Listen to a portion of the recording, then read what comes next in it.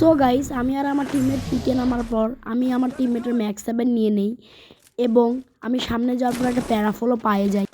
তারপর গাইস, সামনে দুইজন ফাইট করতেছিল, আমি ভাবলাম থার্ড পার্টি নেওয়ার। তারপর আমি যাওয়ার পর একটা এনিমিকে ওয়াইপ আউট করে দেই। তারপরে আমি আমার টিমমেট বিমা শক্তিতে একটু লুট করতেছিলাম, তখনই সামনে থেকে একটা এনিমির দুইজন চলে আসে। তারপরে তোমরা নিজেই দেখো কি হয়।